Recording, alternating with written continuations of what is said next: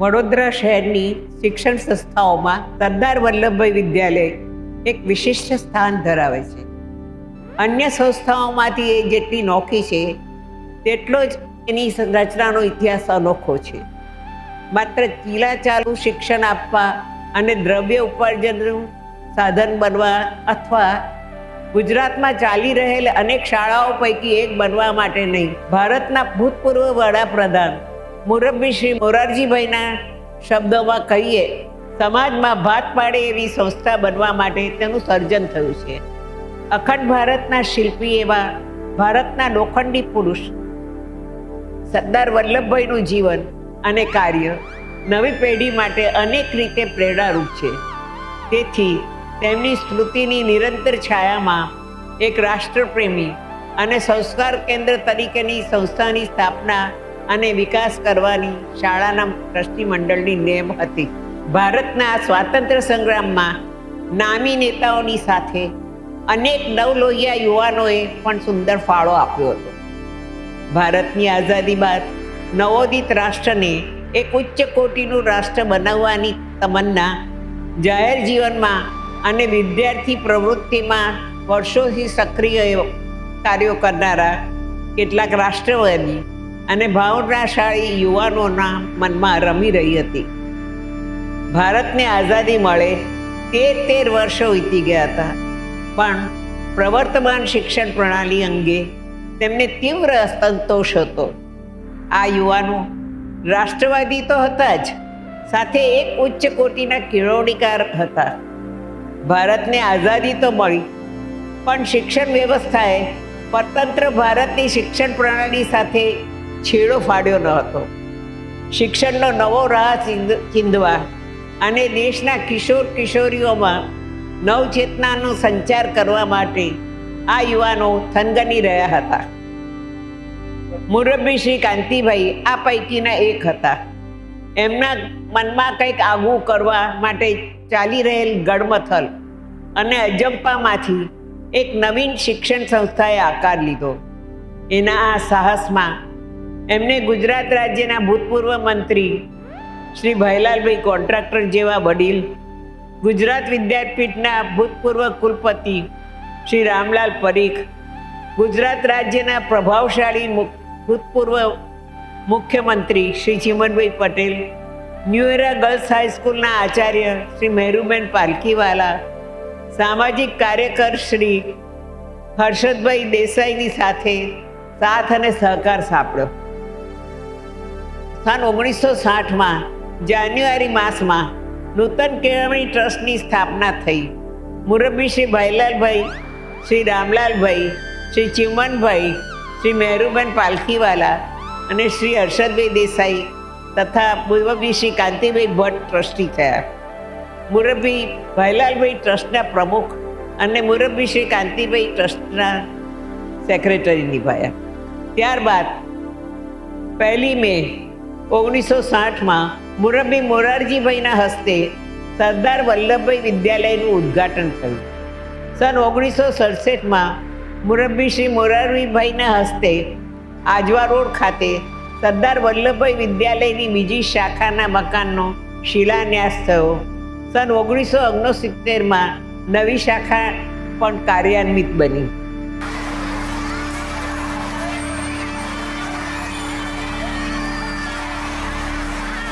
મુરબ્બી શ્રી કાંતિભાઈ ભટ્ટ સરદાર વલ્લભભાઈ વિદ્યાલયના પ્રથમ આચાર્ય હતા. ખાલી ખિસ્સા સાથે ભાડાના મકાનમાં શાળા શરૂ થઈ હતી. મોરારજીભાઈએ સયાજી ડાયમંડ ટ્રસ્ટમાંથી થોડી લોન અપાવી હતી અને મુરબ્બી કાંતિભાઈના અંગત મિત્રોના આર્થિક સહકારથી શાળાની આર્થિક વ્યવસ્થા ગોઠવાઈ. પ્રથમ દિવસથી જ સંપૂર્ણ ફર્નિચર અને આવશ્યક સાધન સામગ્રીથી શાળા સજ્જ થઈ ગઈ. આચાર્યનું કાર્યાલય, કારકુનનું કાર્યાલય, શિક્ષણ ખંડ, પ્રયોગશાળા, વર્ગખંડો બધા આવશ્યક ફર્નિચરથી સજ્જ થયા. શરૂઆતમાં શ્રી કાંતિભાઈ અને એમની સાથે જોડાયેલા 2-3 શિક્ષકોએ અવેતન સેવા આપી. ટૂંક સમયમાં મુરબ્બી કાંતિભાઈ સિવાય બધાને વેતન મળતું શરૂ થઈ. શાળાની પ્રવૃત્તિઓની ચર્ચા કરતા પહેલાં શાળાના ઉદ્દેશ્યો તપાસીએ. વિદ્યાર્થીઓને ઉચ્ચ ગુણવત્તાવાળું શિક્ષણ પ્રદાન કરવું, તેમની નિહિત શક્તિઓને આવડતોને વિકસાવવા માટે યોગ્યતા પૂરી પાડવી, તેમનામાં ઉચ્ચ સંસ્કારોનું સિંચન કરવું અને તેમનું ચારિત્ર ઘડતર કરવું, તેમનામાં નૈતિક મૂલ્યો પ્રત્યે જાગૃતતા અને પ્રતિબદ્ધતા કેળવવી, તેમને ભારતની ભવ્ય સંસ્કૃતિ અને આધ્યાત્મિક વારસાથી અવગત કરાવવા, તેમને સમય સાથે તાલ મેળવવા અને જીવનમાં આવનાર પડકારોનો સામનો કરવા કટિબદ્ધ કરવા.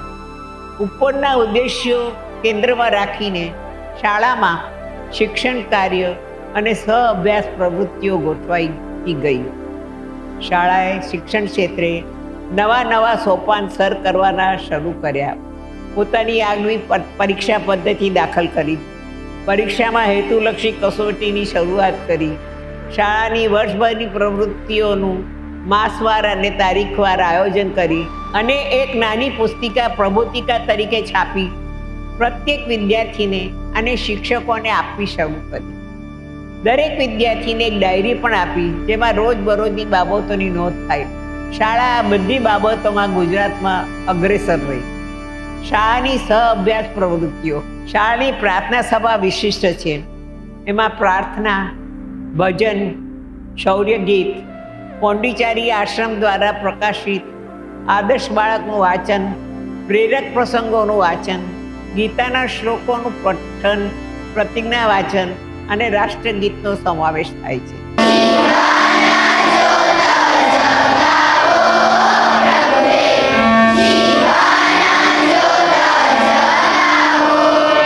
હિન્દીને બંધારણે સમગ્ર દેશની રાષ્ટ્રભાષાનો દરજ્જો આપ્યો છે.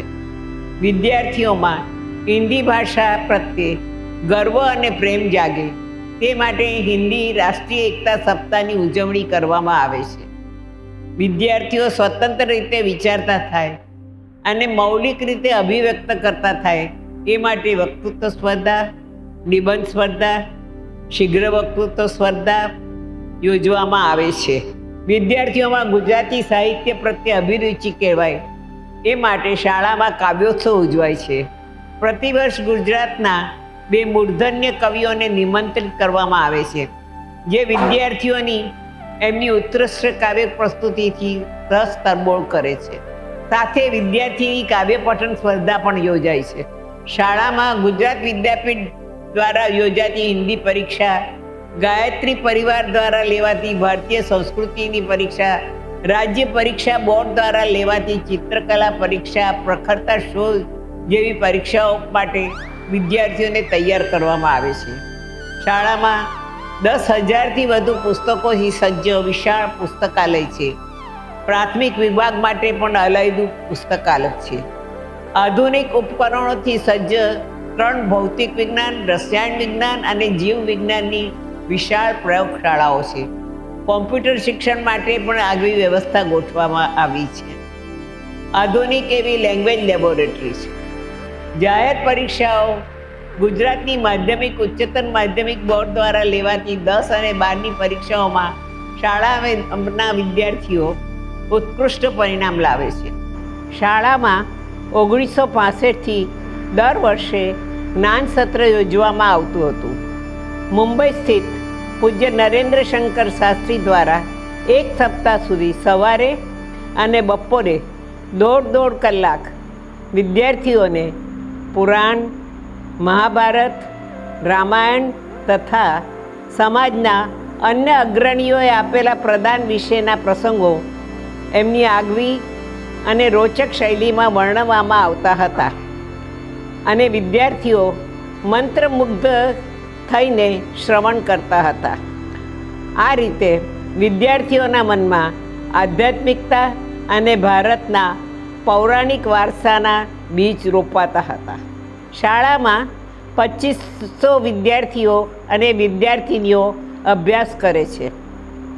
શાળામાં તાલીમબદ્ધ શિક્ષકો નિષ્ઠાપૂર્વક શાળાના શિક્ષણ કાર્યમાં સહકાર આપે છે. શાળા વર્ષોવર્ષ ઉત્કૃષ્ટ પરિણામ લાવે છે. 2022માં માર્ચ માસમાં ગુજરાત માધ્યમિક શિક્ષણ બોર્ડ દ્વારા લેવાયેલ ન્યૂ એસએસસીમાં કુમારી પ્રિયાંશી ગોપાલભાઈ શાહે 99.9% મેળવી સમગ્ર ગુજરાતમાં પ્રથમ સ્થાન મેળવ્યું છે. શિક્ષણ ક્ષેત્રે હજુ નવા આયામ સર કરવાના છે અને તેના આયોજનમાં સંસ્થા રત છે.